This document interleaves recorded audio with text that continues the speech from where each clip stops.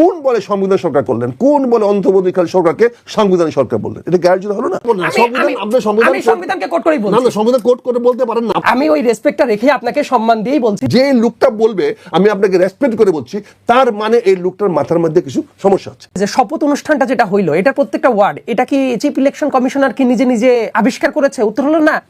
সংবিধানের তফসিলের ভেতরে যান, প্রত্যেকটা ওয়ার্ড অ্যাজ ইট ইজ লেখা আছে যে এমপির শপথটা কিভাবে হবে, এবং এই প্রত্যেকটা ওয়ার্ড ধরে ধরেই পড়তে হয়। এটা আকাশ বাতাস থেকে নিয়ে আসা হয় না। সো এই ধরনের শপথও কি করতে হবে, যদি সংসদে আলাপ আলোচনা হয়, হওয়ার পরে যদি তারা অ্যাডপ্ট করে নেন, তাহলে কিন্তু ওই শপথগুলো কিভাবে আসবে সেটাও কিন্তু আসতে পারে। এবং আমি ব্যক্তিগতভাবে মনে করি সংস্কারটা জরুরি। আপনি সংস্কারটারে পুরোপুরি ইগনোর করতে পারেন না। ইনফ্যাক্ট অনেকগুলো সংস্কার আছে, সেটা শুধুমাত্র জরুরি না, বাংলাদেশের মানুষের আকাঙ্ক্ষাকে অবশ্যই ধারণ করাটা উচিত। এখন এই প্রশ্নের সাথে কয়েকটা প্রশ্ন আমাদের এগিয়ে নিয়ে আসতেই হবে। যেমন আমাদের অত্যন্ত শ্রদ্ধেয় ব্যক্তি, আমি অত্যন্ত শ্রদ্ধার সাথেই বলছি যে আমরা কি করতে পারি, কিছু কিছু মতের সাথে আমাদের দ্বিমত পোষণ করতে পারি, কিন্তু ব্যক্তিগত জায়গা থেকে রেসপেক্টের জায়গাটা থাকেই। উইথ ডিউ রেসপেক্ট আমি আপনার বক্তব্যটাকে যদি একটু খণ্ডন করি আর কি, মানে এটা কিন্তু ব্যক্তিগত সম্পর্কটাকে শ্রদ্ধার সাথে রেখে এইবার আমি বলি, সংবিধান এই যে কয়েকটা কথা আসলো যে সংবিধান মানলে শেখ হাসিনা প্রধানমন্ত্রী, সংবিধান থাকলে ইলেকশন কিভাবে হচ্ছে না, ব্যাপারটা এরকম না। আমি সংবিধানকে কোট করেই বলছি। সংবিধানকে কোট করেই বলছি। সংবিধান কোট করে বলতে পারেন না। সংবিধান কোট করে আমি বলতে পারি না। সংবিধান কোট করে আমি কেন বলতে পারি? আমি আইনের ছাত্র ছিলাম, সংবিধান নিয়ে আমার কেন জানাশোনা থাকা উচিত না? এবং আমি ওইখান থেকেই সংবিধানকে ধরেই আমি বলছি সংবিধানে আচ্ছা আমি বলি অবশ্যই সম্পর্ক আছে। আইনের একদম বেসিকটা হলো সংবিধান। আপনি যে বলেন আইনের সাথে সংবিধানের সম্পর্ক, ছাত্র সংবিধান নাও বুঝতে পারে, এটা তো দেখেন, আপনি মুরব্বী মানুষ তো, আপনি মুরব্বী মানুষ তো, এই জন্য আপনাকে আমি যথেষ্ট রেসপেক্ট করে কথা বলছি। সংবিধান পড়তে হয়, আচ্ছা আমি একবার বলি প্লিজ, আচ্ছা আমি একবার বলি যে কম বেশি কেউ বুঝে কি বুঝে না, এইটা টেস্ট নিশ্চয়ই আপনি করতে পারেন না, রাইট? আমি ওই রেসপেক্টটা রেখে আপনাকে সম্মান দিয়েই বলছি যে আমি সংবিধানের কথাটা বলি। আমি বলার আগেই যদি আপনি আমাকে বলেন যে আমরা কোনো কিছু বুঝি না, তার মানে আপনি তো আমাকে দেখেন, আমি সিনিয়র হিসেবে আপনাকে যে রেসপেক্টটা করছি, আমি তো এটাও এক্সপেক্ট করতে পারি যে একজন সিনিয়রের জায়গা থেকে আপনি, আমি আপনার সন্তানের বয়সী, আমাকেও তো অনুরূপ একটা আদর স্নেহ রেসপেক্টের জায়গায় রাখতেই পারেন, রাইট? ওই জায়গা থেকে আমি কথাটা বলছি। এবার আমি সংবিধানের ব্যাখ্যার দিকে যাই, কারণ প্রক্সিমিটির যে কথাটা, প্রক্সিমিটির ব্যাপারটা হলো আইনের একজনের সংবিধান বোঝা প্রক্সিমিটিটা অন্যদের চেয়ে একটু বেশি থাকতেও পারে। আমি এই ক্ষেত্রে কথাটা বলছি। সংবিধানে কোথাও কি লেখা আছে ইলেকশন অ্যাজ ইট ইজ একটাই উপায় আছে যে 5 বছর পর পর ইলেকশন হইতে পারে? Answer is no. নর্মাল নিয়মটা হলো 5 বছর পর পর সাধারণ ইলেকশন হইতে হয়, কিন্তু যদি কোনো সংসদ ভেঙে যায়, যদি পদগুলো শূন্য হয়ে যায়, তারপর কি 5 বছর পর্যন্ত ওয়েট করতে হয়? সংবিধানে এটা লেখা আছে কিনা, মানে আপনি নিজে একটু জবাবটা দিবেন যে সংসদ যদি ভেঙে যায়, সেটা প্রক্রিয়া যেমনই হোক, হওয়ার পরে কি 5 বছর ওয়েট করে যেদিন ইলেকশন হয়েছে তার পরবর্তী 5 বছর পরে কি ইলেকশন হতে হয়? উত্তর হলো না। বরং সংবিধানের ভেতরেই আছে পরবর্তীতে কিভাবে ইলেকশনটা হইতে পারে সেটা বর্ণনা লেখা আছে। বরং ওইটা ওই 5 বছর পর্যন্ত ওয়েট করার ব্যাপার না, যেদিন থেকে ভেঙে গেল তার পরবর্তী পদক্ষেপ নিতে হয়। 2 নম্বর ব্যাপার, শেখ হাসিনার বিরুদ্ধে যখন আন্দোলনটা হয়, হওয়ার পরে আপনি বলতে পারেন যে এই যে আন্দোলন, কিসের আন্দোলন? কিন্তু এটা মাথায় রাখা হচ্ছে, ডেমোক্রেটিক একটা দেশে কারো যদি রাইটস অধিকার ভায়োলেটেড হয়, তাদের আন্দোলন করারও কি আছে, যৌক্তিক যে রাইটটা আছে, সেটাও এই কনস্টিটিউশন দ্বারাই প্রোটেক্টেড।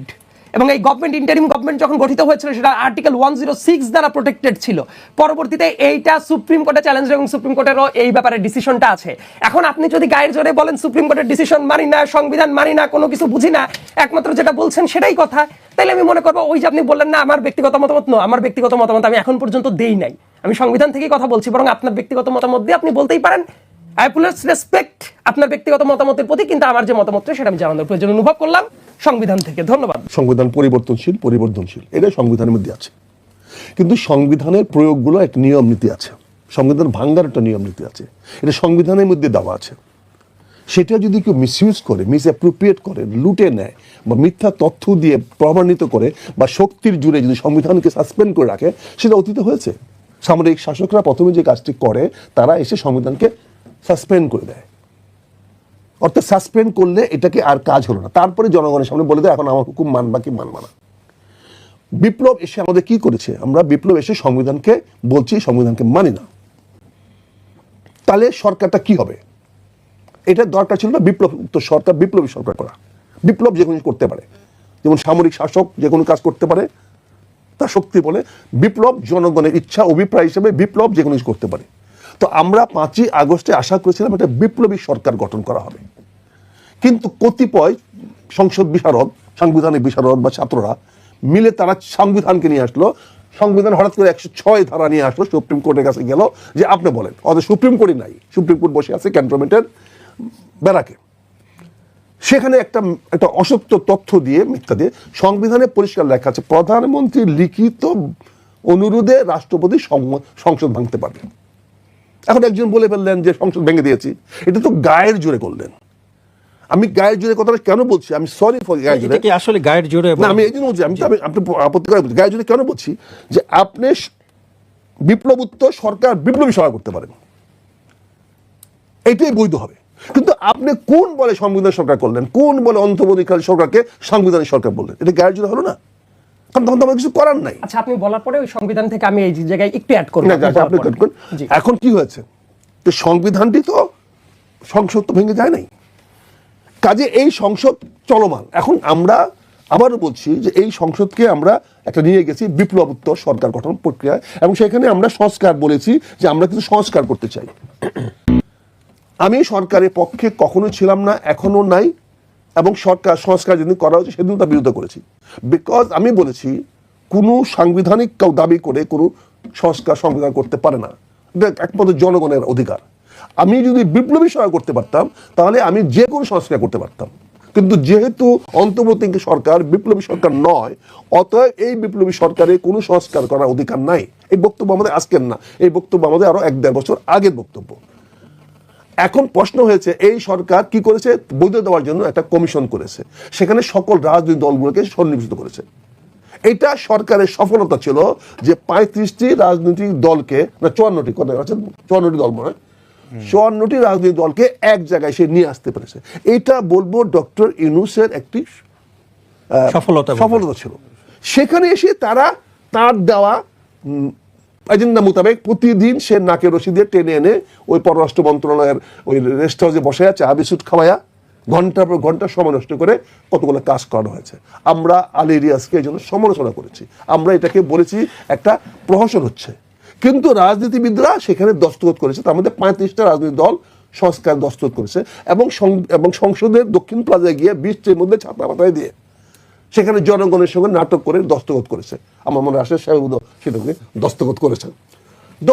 তার মানে কি আপনি এগুলো মানবেন? তার মানে এখানে সংবিধান তো নাই, আর আপনি এগুলা করবেন, করে সংবিধানটাকে বলবৎ করবেন, হয় যেভাবে আছে সেভাবে করবেন, না নতুন করে সংবিধান লিখবেন, না সংশোধিত করবেন। এখন এইটাই তো আমরা বুঝি। এখন এইটার বাইরে আমাদের প্রশ্ন হচ্ছে কি, যখন বাচ্চা কথা বলতে পারে তখন বাচ্চা দুইটা জিনিস শিখে। যে বাচ্চা আদর্শমান মায়ের কাছে থাকে সে ভালো ভাষা শিখে, আর যে বাচ্চা কাজের কাছে বা অন্য কাছে কাছে, এই জন্য বিদেশিরা অনেক সময় গভর্নেন্স রাখে, বাচ্চাকে মানুষ করার জন্য, ছোট শিশুকে মানুষ করার জন্য গভর্নেন্স রাখে। গভর্নেন্সের দায়িত্ব হলো বাচ্চাটাকে সুশীলভাবে তৈরি করে দেওয়া। মানে বিপ্লবী সরকার গঠন না করার কারণে কি এত সংকট? আবার যদি ওই শিশুটি যদি কাজের বুয়ার সঙ্গে থাকে তাহলে সে ভাষাটা শিখে অন্য ভাষা, কিন্তু সে কিন্তু অস্বীকার করবে না যে ভাষাটা ভুল, কারণ এটা তার প্রাসঙ্গিকতার কারণে। সে গুড গভর্নেন্স পায় নাই বলে সে অনেক কিছুকেই গভর্নেন্স মনে করে।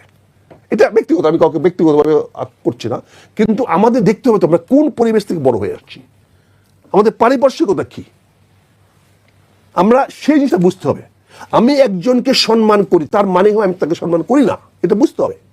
কারণ কোনো ভদ্রলোক কাউকে বলে না যে আমি আপনাকে রেসপেক্ট করে কথা বলছি, তার কথাটা রেসপেক্টেবল হবে, তার কথাটা রেসপেক্টেবল হবে। যে লোকটা বলবে আমি আপনাকে রেসপেক্ট করে বলছি, তার মানে এই লোকটার মাথার মধ্যে কিছু সমস্যা আছে। সে জানে আমি তাকে আক্রমণ করতে যাচ্ছি, সে জানে আমি তাকে রেসপেক্ট করবো না, তাকে ডিসরেসপেক্টের বক্তব্য দিব। এই জন্যই সে নিজের আত্মপক্ষ সমর্থন করার জন্য সে বলেছে আমি আপনাকে রেসপেক্ট করে বলছি। আপনার মতামতের প্রতি রেসপেক্ট করার কথা বলেছেন। আমার মতামতের প্রতি কারো রেসপেক্ট করা দরকার নেই। আমার মতামতকে যদি আপনি আমি তর্ক করছি না, আমি বলেছি আপনার মতামতের প্রতি রেসপেক্ট করে আমি দ্বিমত পোষণের জায়গাটা এটা হলো স্টুপিডিটি।